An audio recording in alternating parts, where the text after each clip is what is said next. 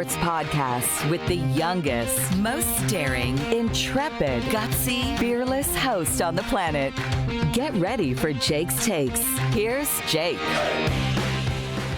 Welcome back.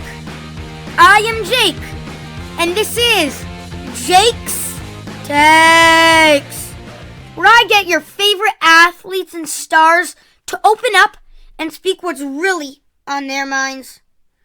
Make sure you hit that subscribe button, because you won't believe the guests I have lined up.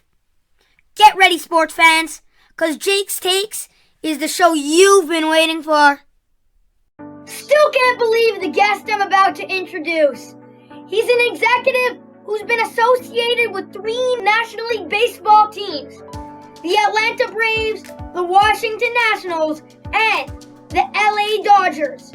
He's also been an executive in the NBA with the Atlanta Hawks and the NHL with the Atlanta Thrashers. He's a graduate of New York University and a Columbia University's law school. He became the youngest GM in the NBA when Ted Turner hired him for the Atlanta Hawks at age 27. He became the first and only executive to win back-to-back NBA Executive of the Year's awards. In 1986, he was also hired as the president of the Atlanta Braves baseball team. In 2006, he became the president of the Washington Nationals baseball team. In 2012, he joined Magic Johnson in buying the LA Dodgers. He was then named to team president of the Dodgers, one of the most storied franchises in all of baseball. It's my absolute honor to welcome to Jake's Takes current owner and president of the LA Dodgers, Mr. Stan Kasten.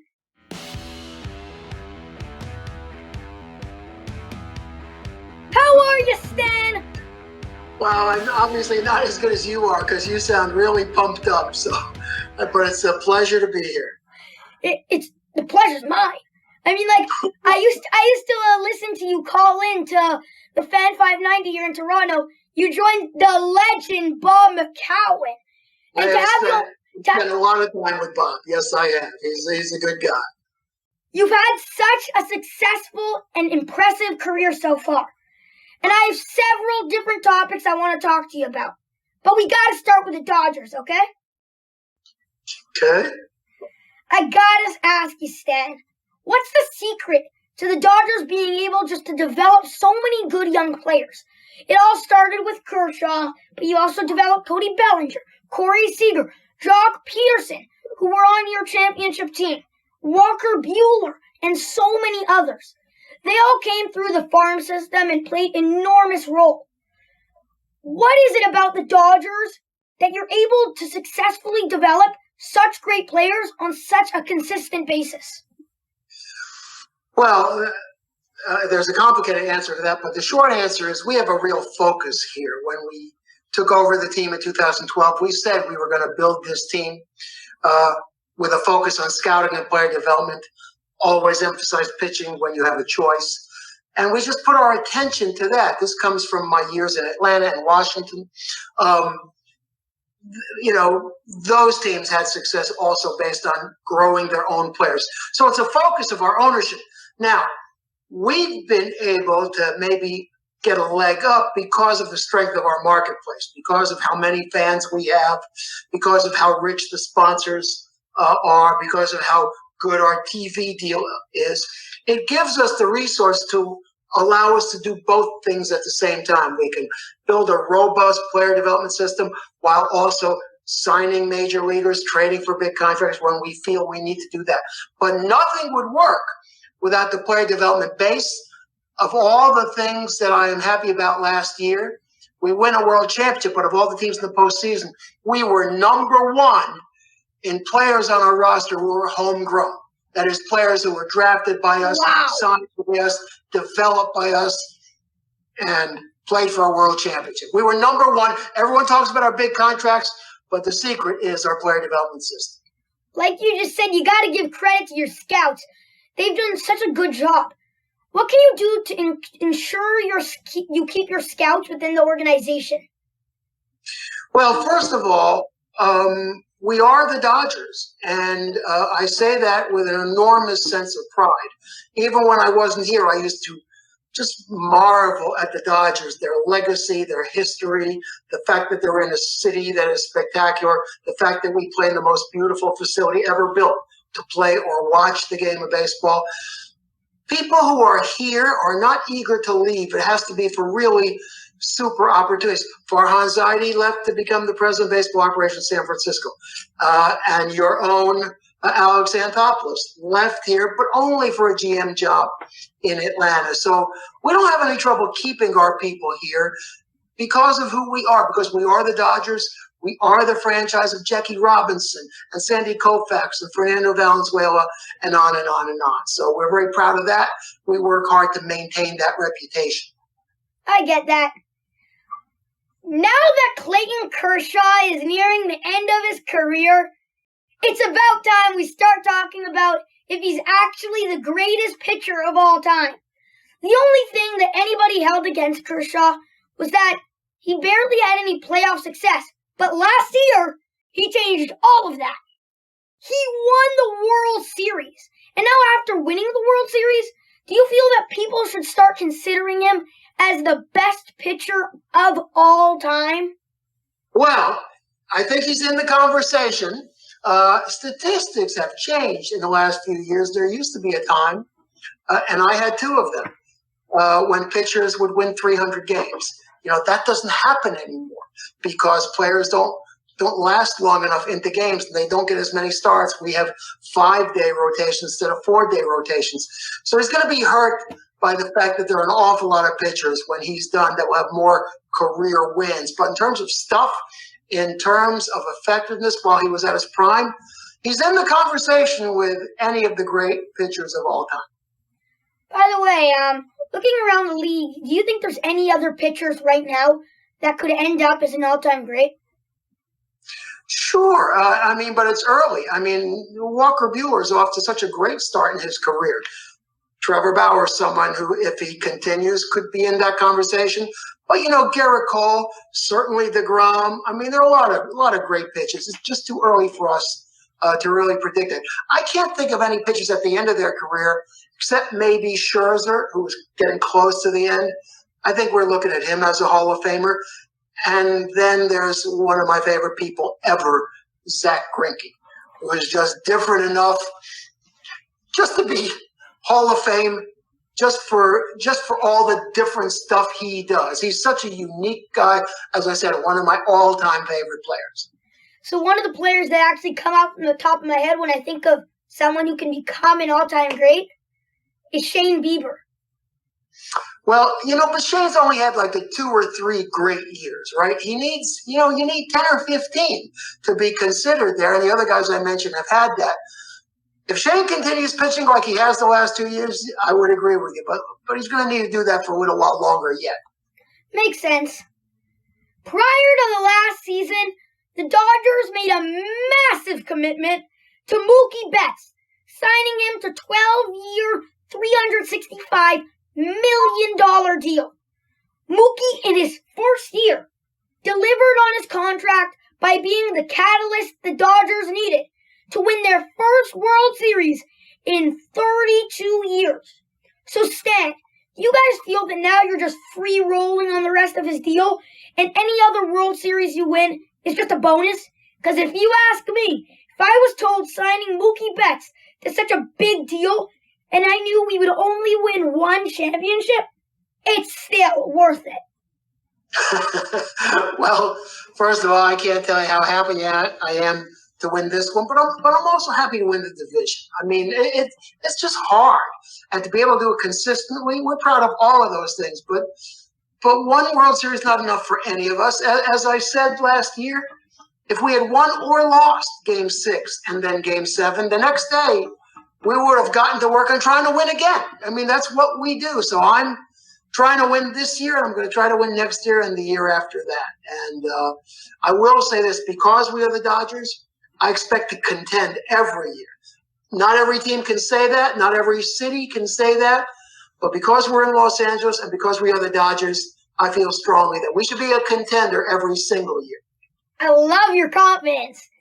And by the way, if you think of it, Stan, so often teams sign players to huge contracts that they don't even get them anywhere. Just look at the Yankees. With all the money they spent on Giancarlo Stanton, Aaron Judge, DJ LeMahieu, and now Garrett Cole, and they won the AL once in the last 8 years. Your signing definitely paid off already. Just another example of your vision. Look, I think the Yankees are a great organization with as great a history as ours, and they've had some injuries the last couple of years, including this year. And I would not count them out from getting to the World Series this year. You're talking about an organization that I grew up as a fan of. I can't tell you I'm a fan of them anymore. I am intimidated by them, though, because they are as good as they should be. And you're not giving them enough credit, Jake. I really like them. I think they're very good. I don't know. Okay, Stan. Now on Jake's Takes. You better be excited, cause it's game time. Today we're playing Rapid Fire. I'll ask you a bunch of short questions, and you answer them as quick as you can. Deal? Okay, I'll try. Let's go. Can I shout my answers like you? Can I be as enthusiastic as you? Can I do that? Please. If you could spend a day in someone else's shoes, who would it be? Nobody. I have the best gig in professional sports. I'm a very, very lucky guy, and I appreciate it every day. Agreed. Have you ever slapped someone in the face? Oh, jeez. Did we switch to hockey questions? What is this? Come on. Wait, have you ever wanted to, except right now? All the time. I have had a couple run-ins when I was an NBA GM with referees that were very unpleasant. And yes, I wanted to, but thankfully, no, I didn't. Speaking of NBA, Dominic Wilkins or Trae Young? Oh, Dominique. Trey's too young to be put in that class. Dominique's an all-timer. Favorite sport besides baseball? I can't choose. It's like choosing among your children. I love them all. I spent 27 years in the NBA. What's that? My dad did it okay. Ended up being me. Okay. Is Jimmy Kimmel funny? Of course he is. He's right here in LA, you bet. And he's a big Dodger fan, which is even more important. Your most hated team in the MLB? I would say the other 29 are tied for that. I hate them all. I hate them all. I want every other team to lose every night, but it never works out that way. It just doesn't. Great answer. How many hours of sleep do you get a night? Oh, not many. Sometimes as little as 3 or 4. If I get like 6 or 7, I think, wow, I've had a really good night. Not much. Huh? What's your favorite? I'm a growing boy. I hope you're getting your 10 hours every night. You really need it. It depends. What game's on? Yeah, I'm afraid of that. Yeah, I had that same kind of upbringing, right? What's your favorite TV show? I've started streaming TV shows in the last year, and I watch British cop shows, detective shows. You wouldn't have heard of any of them, but I like to turn my brain off, and that seems to do the trick. We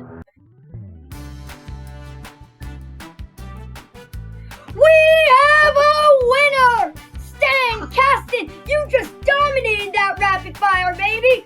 Congratulations on that sweet performance. How did that feel? What did I win? What did I win? Where's my prize? What am I getting? You won me! Yippee! Yippee! I mean, might not be great because I talk a lot, but it's a prize. Okay, before I come on again, you'll have to figure out a prize. Okay. You'll have to figure out a prize. I have 2 more questions for you. Is that okay? All right, yep, you bet. All-Star Weekend is always an exciting time for sports fans, and we look forward to certain events during All-Star Weekend. The Home Run Derby is the highlight, no doubt. As an owner of a ball club, how do you feel about the lack of participations from superstars in events like the Home Run Derby and the dunk contest in the NBA? On the one hand, you're paying them a lot of money and don't want them to be at risk of injury. But on the other hand, do you want to give the fans what we all want to see? Okay, first of all, just talk about All-Star Weekend means you're thinking in an NBA way, because in baseball, our All-Star games are, the home run is Monday and the game is on Tuesday. But I take your point. I think we're managing the problem. There are some people who have been in it so much, they don't want to go back, or they're nursing an injury. They could use the 3 or 4 days off in the middle of the season. But like you say, we need the games for our fans and for our sponsors. There's a good balance. I don't think it's been an epidemic yet. Every year we'll lose a couple people. But I can't tell you how proud I used to be for about a 10-year stretch when I had the greatest dunker in the history of the sport going to the All-Star game every year to show people how it's done, like Dominique Wilkins. And he was cheated out of 2 or 3 other wins besides the 2 that he did win. By the way, speaking about attracting fans, back in January, you were on the Bob McCowan podcast, and they asked you about ways to speed up the game. You said something so brilliant. You said that baseball shouldn't eliminate the frequent pauses in the game, but should find interactive ways to fill them. Stan, I love fantasy sports. So what about having a fantasy-like prediction game with real-time leaderboards and prizes? Key to that is prizes. Yeah. Kids love prizes. I think that's part of our future. You're right. That was brilliant. Thank you for reminding me. It is. We have to do things like that. Fantasy games, chatting, texting, statistics, probably gambling at some point in the future. If we fill the times in between each pitch, people will not think our game is too slow. They'll think our timeouts aren't long enough. And that's where we want to get to. We want to entertain them for the solid 3 hours we have them, because we don't want it to be 3 hours and a half. Oh, my God, that would be like football, which would be terrible. Okay? Just saying, Stan. I'm more than happy to sit on an advisory board with you. Okay, I'll keep that in mind. By the way, you and 4 million other fans in Los Angeles. So, yeah, I get that. Okay, last question, Stan. You've had tons of success as an executive in the NBA. Your years in Atlanta were highlighted by winning Executive of the Year 2 years in a row. A testament to your incredible vision you have for the game. Being that you're an owner of an LA team, do you closely follow the other professional teams in LA? Say, the Lakers? And have you spread any of that wisdom to help the Lakers? Okay, the answer is I do, and I couldn't help it because I've known Jeannie Buss since she was a teenager, since her father came into the league. And Magic Johnson is my partner, so we're really close to the Lakers. Until a few months ago, Doc Rivers, who played for me for 9 years, was the coach of the Clippers. And one of my other partners, Peter Gooper, owns the Warriors. Oh, in addition to all that, we own the LA Sparks, so we're really close to basketball. In hockey, Gary Bettman's one of my closest friends. I know you in Canada aren't always thrilled with Gary, but he's a terrific and brilliant guy. And I've gotten to be really good friends with Luc Robitaille also. So you bet. And we're excited about the new stadium opening up this year for both of our new football teams. So we don't have any kind of rivalry with any of those teams because, after all, we are the Dodgers. And no matter who's competing with us, we always feel like we're number one. Stan, thanks a ton for carving out some time to talk with me today on Jake's Takes. To get the perspective and insight from a proven winner is an opportunity I will never forget. Be honest, when was the last time you had this much fun? Well, you're right. It's been a while. Well, probably October 28th, when we won the World Series. How's that? That's great. Wishing the Dodgers much luck defending their title, and hope I get the honor of speaking with you again. You bet. It'll be my pleasure.